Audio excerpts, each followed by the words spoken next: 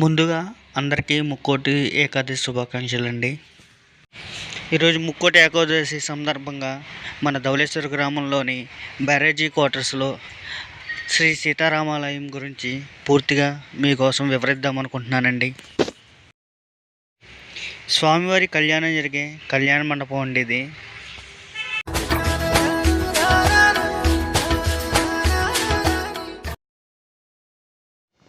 శ్రీ సీతారామ ఆలయం ముఖద్వారం అయితే ఇలా ఉంటుందండి. ద్వారపాలకులుగా ఉన్న శ్రీ గరుత్మంతుడు మనకైతే ఇలా దివ్య రూపంలో దర్శనమిస్తాడండి. శ్రీరామ రామ రామేతి రమే రామే మనోరమే సహస్రనామ తత్తుల్యం రామనామ వరాననే. శ్రీరామ రామ రామేతి రమే రామే మనోరమే సహస్రనామ తత్తుల్యం రామనామ వరాననే. శ్రీరామ రామ రామేతి రమే రా. మరొక పక్క శ్రీ వీరాంజనేయ స్వామి వారు ద్వారపాలకులుగా ఇలా దర్శనమిస్తున్నారు. శ్రీరామ రామ రామేతి రమే రామే మనోరమే సహస్రనామ తత్తుల్యం రామనామ వరాననే. ఈ ఆంజనేయ స్వామి విగ్రహాన్ని చూడగానే నా మనసు చాలా ఆనందంతో అయితే పొంగిపోయిందండి. ఇంకెందుకు ఆలస్యం, పదండి లోనకి వెళ్ళి రామచంద్ర వారిని కూడా చూసి వచ్చేద్దాం, పదండి. శ్రీరామ రామ రామేతి రమే రామే మనోరమే సహస్రనామ తత్తుల్యం రామనామ వరాననే. శ్రీరామ రామ రామేతి రమే రామే మనోరమే సహస్రనామ తత్తుల్యం రామనామ వరాననే. శ్రీరామ రామ రామేతి రమే రామే మనోరమే సహస్రనామ తత్తుల్యం రామనామ వరాననే. శ్రీరామ రామ రామేతి రమే రామే మనోరమే సహస్రనామ తత్తుల్యం రామనామ వరాననే.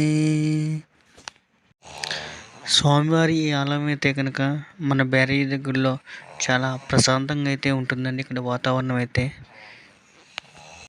శ్రీరామ రామ రామేతి రమే రామే మనోరమే. శ్రీ రామచంద్రుల వారిని ఎక్కడ దర్శించుకున్నా ఎంత భాగ్యమో కదండి మనకు. శ్రీరామ రామ రామేతి రమే రామే మనోరమే సహస్రనామ తత్తుల్యం రామనామ వరాననే. సీతా సమేత శ్రీ రామచంద్రమూర్తి దివ్య రూపం. స్వామివారి ఆలయ సమీపంలోనే శ్రీ దత్తాత్రేయ స్వామివారి మందిరం కూడా ఉంది.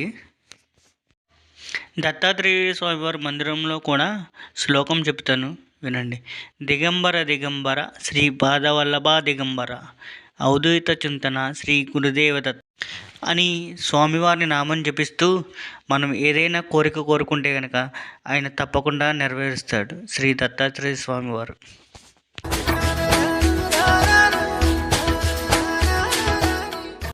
శ్రీరామ రామ రామేతి రమే రామే మనోరమే సహస్రనామ తత్తుల్యం రామనామ వరాననే.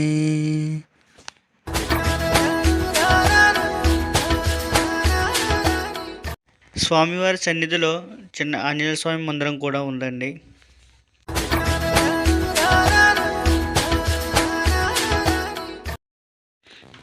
ఈ స్వామివారి గుడిలో అవతారాలు కూడా ఉన్నాయి.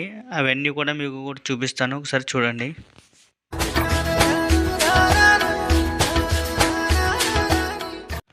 శ్రీరామ రామ రామేతి రమే రామే మనోరమే సహస్రనామ తత్తుల్యం రామనామ వరాననే.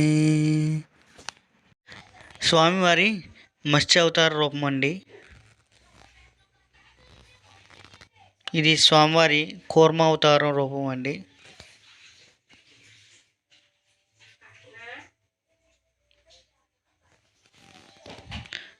దశరథ రాముడు, కోదండ రాముడు మన రామ అవతారం అండి.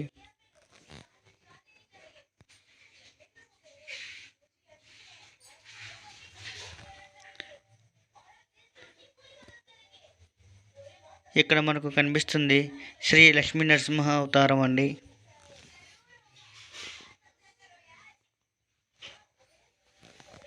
ఇక్కడ మనం చూస్తుంది వామన అవతారం అండి.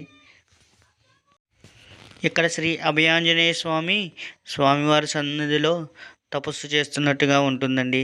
విగ్రహం అయితే అది ఎంతో చూడచక్కగా ఉంటుంది చూడడానికి అయితే కనుక. ఈ మందిరం సమీపంలో నక్షత్రవనం కూడా ఉందండి. ఆ నక్షత్రవనంలో మన నక్షత్ర బలాన్ని బట్టి ఏ నక్షత్రం వారు ఆ చెట్టుని పూజిస్తే మంచిదో, శుభప్రయోగాలు కలుగునో కూడా ఈ నక్షత్రవనంలో అయితే పూర్తిగా తెలియజేశారు. అవన్నీ మీకు అయితే పూర్తిగా ఎక్స్ప్లెయిన్ చేస్తాను, ఒకసారి మీరు కూడా చూడండి. హాయ్ అండి, అందరూ ఎలా ఉన్నారు? మన హిందూ ధర్మం ప్రకారం నక్షత్రాన్ని బట్టి ఏ చెట్టుని పూజిస్తే మంచిదన్నది ఈరోజు మీ అందరి కోసం నేను పూర్తిగా ఎక్స్ప్లెయిన్ చేద్దాం అనుకుంటున్నానండి. ఈ మృగశిర నక్షత్రం వల్ల అయితే కనుక చింత చెట్టుని పూజిస్తే కనుక చాలా మంచిదండి.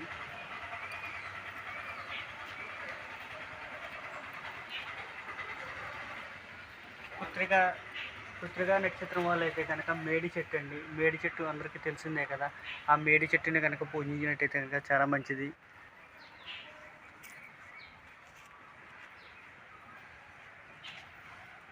మనకి తర్వాత వచ్చి అశ్విని నక్షత్రం వాళ్ళు జీడి మామిడి చెట్టుని కనుక పూజించినట్టయితే కనుక చాలా శుభప్రయోగాలు కలుగుతాయని చెప్పేసి విన్నాం.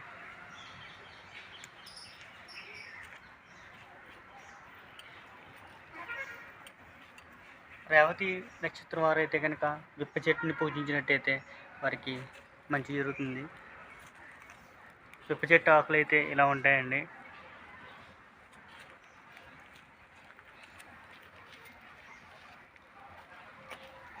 నక్షత్రం పూర్వభద్ర నక్షత్రం గలవారైతే కనుక మామిడి చెట్టుని పూజించితే చాలా మంచిదండి.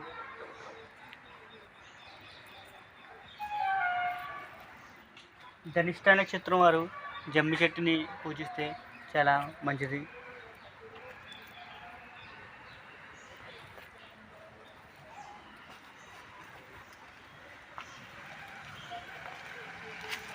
ఉత్తరాషాఢ నక్షత్రం వారు అయితే కనుక పనస చెట్టుని పూజిస్తే కనుక చాలా మంచిదని చెప్పుకుంటున్నారు.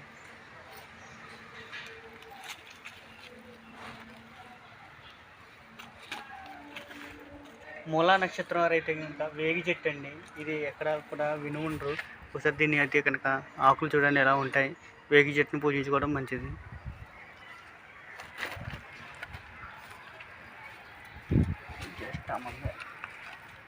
జ్యేష్ఠ నక్షత్రం వాళ్ళు అయితే కనుక కొబ్బరి చెట్టుని పూజించుకోవడం చాలా వరకు మంచిదండి.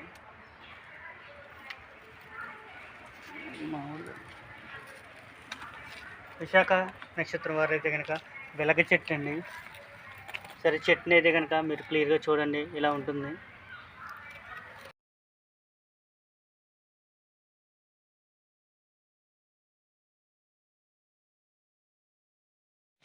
చిత్తా నక్షత్రం వారు అయితే కనుక మారేడు వృక్షాన్ని పూజిస్తే మంచిదని చెప్పి అంటారండి.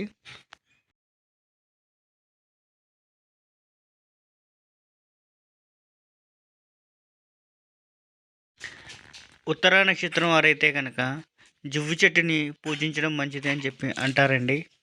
ఈ జువ్వు చెట్టు ఆకులు ఎలా ఉంటాయో ఒకసారి మీరు కూడా చూడండి.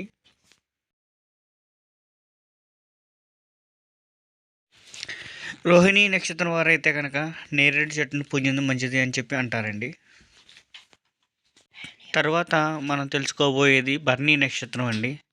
భరణి నక్షత్రం వారు ఉసిరి చెట్టును పూజించితే మంచిది అంటారు. ఉత్తరాభాద్ర నక్షత్రం వారు అయితే కనుక వేప చెట్టును పూజించడం.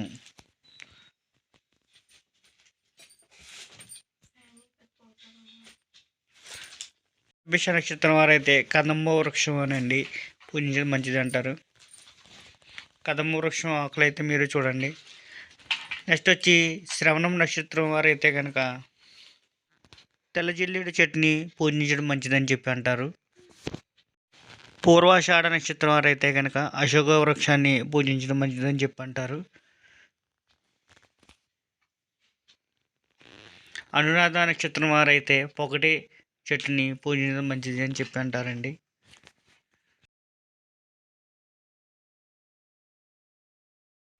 స్వాతి నక్షత్రం వారైతే కనుక మద్ది చెట్టుని పూజించడం మంచిది అని చెప్పి అంటారు. మద్ది చెట్టు ఆకులు అయితే ఇలా ఉంటాయి. హస్త నక్షత్రం వారైతే కుంకుడు వృక్షాన్ని పూజించడం మంచిదని చెప్పి అంటారు. ఇక్కడైతే ఎన్ని నక్షత్రాలు ఉన్నాయో అన్ని నక్షత్రం వారి ప్రతి వృక్షం కూడా ఇక్కడ ఈ నక్షత్రంలో మనం చూడొచ్చండి. పుబ్బా నక్షత్రం వారైతే కనుక మోదుగు వృక్షాన్ని పూజించడం ఉత్తమం అండి. పుష్యమి నక్షత్రం వారైతే కనుక రావి వృక్షాన్ని పూజించడం చాలా మంచిది.